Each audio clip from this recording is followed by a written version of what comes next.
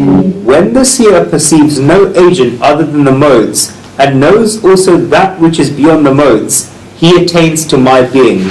Now God is changing the gear of the car, and God is going slightly higher in what he's talking about. We would have to read with a lot, and we have to listen with a lot of alertness and attentiveness. God uses the very nice word drashta, meaning the witness, the seer, and a person who is living with the feeling of being the witness. The witness perceives no other agent other than the modes of nature.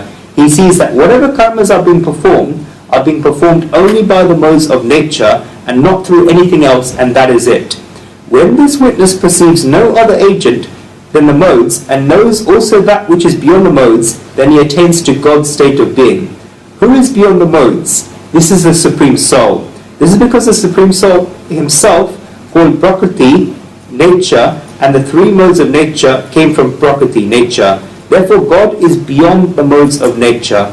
One who knows that which is beyond the modes, then this person attains to God's state of being. If I were to say in very simple words, then first the word drashta is used, meaning the witness and the seer. When one reaches the state of being the drashta, the seer, then this person does not perceive any other agent other than the modes of nature. He knows that whatever is being done by the modes of nature. Shri Krishna said in the 3rd chapter of the Gita that Guna Guneshu Vardanta iti matva nasajete. One who knows that it is the modes that are acting on the modes, he does not get attached. The person reaches a state, he sees that whatever is happening only because of the modes of nature, and not only that, he does not sit there in disbelief, he knows also that which is beyond the modes in truth. He knows that everything that is happening in this world is the Leela, the divine game of the three modes of nature, and he also knows the Supreme Soul who is beyond the three modes of nature, and because of this he attains to God's form. God is giving us an invitation, having struck a very big hit on the field of the modes of sattva, goodness, rajas, passion, and tamas, dullness, that we've spoken about until now. God says that all of this wisdom of the three modes of nature is true, but this field of the three modes of nature is a field of ethics, and it is at the ethical level. It is ethics and morality, and all of these things are needed, but a person can be of the modes of sattva, goodness, rajas, passion, and tamas, dullness, but all of these are a moral level and an ethical level. The supreme goal of life cannot just be ethical, it has to be spiritual, and it must be spiritual. In spirituality, one has to go beyond the modes of nature. A person of the mode of sattva, goodness, should in the end become spiritual. A person was of the mode of tamas, dullness, then becomes of the mode of rajas, passion, and this is very nice. A person who was of the mode of rajas, passion, becomes of the mode of sattva, goodness, and this is very nice, but the prevalence of the mode of sattva, goodness, has increased. But it is not as if one should just sit there and be happy. Even a person of the mode of sattva, goodness, must be spiritual, and God is talking about this state here. One will even need to leave the mode of sattva, goodness, and only then will they be able to reach here. And when does one reach there? When the person sees that in this world whatever is happening is being done by the modes of nature. And until we reach the state, we are only in the making, and our illusion is still incomplete. If a person has reached the mode of sattva, goodness, then they have done a very good thing, but still so, the evolution is incomplete. One has to leave even the mode of sattva, goodness. It is just like if you've gone to the swimming pool and there's a diving board. There is one low level, a medium level, and a higher level. When you're jumping from the low level board, then it's fine. And if you go to the medium level board, then it's fine as well, because you've become a very good swimmer. And if you go to the higher level above, then this is also a good thing, but it's not going to work. It's not just work by going higher. You have to leave it and you have to jump. Only then you get bliss from swimming. In the same way, if one has gone from the mode of tamas, dullness, to the mode of rajas, passion, then they've gone from the mode of rajas, passion, to the mode of sattva, goodness, then when they jump from the board of the mode of sattva, goodness, then they'll be able to go to the ocean of Brahman, into the supreme truth, and into immersion with supreme bliss. They have to leave all of this. If they go and sit on the third board thinking that it's very good, it will not work. They have to leave even that.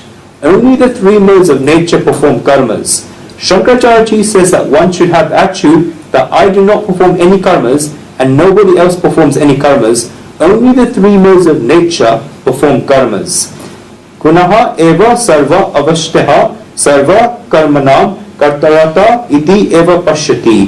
Shankaracharya says further that one who knows the soul, who is the witness, who is greater than the modes and the interaction of the modes, such a one attains the form of Vasudevaya, the Supreme Soul. Gunepecha param guna vyapara sakshi bhutam vidhi te madbhavam vasudevatam adhikachati. Shankaracharya has made efforts to explain this to us by way of a very beautiful example, that just like a human being sitting on an elephant who sees the movement of the elephant yet does not see the movement of himself. Or if we sit in a car, then we know that the car is running, but do we feel that we are running somewhere? No. We feel that we're just sitting there. We feel that everything is moving around, the wheels of the car are turning, the steering wheel is turning, the gears are moving, and everything looks as if it's moving. We can even see that everything outside is moving, but we do not see our own movement. We see the movement of the elephant, we see that the car is moving, and we see that everybody around us is moving. In the same way, the person who has attained the right of being the witness, we should underline the word drashta, meaning the seer, the witness, or the pure witness. This person sees and feels that the eyes are seeing, but I am not seeing. The ears are listening, but I am not listening. The mind is thinking, but I am beyond the mind. The intellect is making decisions, but I am beyond the intellect. The speech is speaking, but I am not the speech. And I am not the words, and it is just the speech that is speaking. I am standing a few steps behind all of this, and I am one level above all of this, because I am the seer and I am the witness.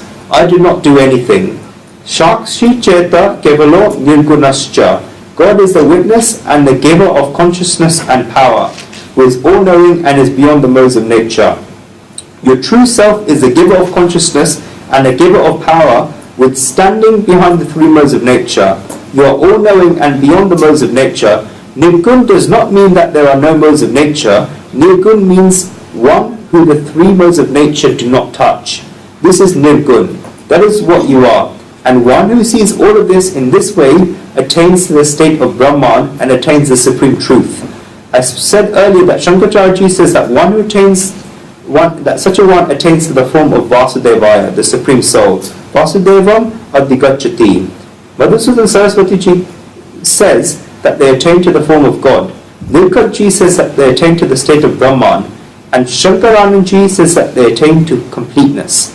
That is where completeness is. That is where one should go beyond the mode of sattva goodness. And God says the same thing in the 20th verse.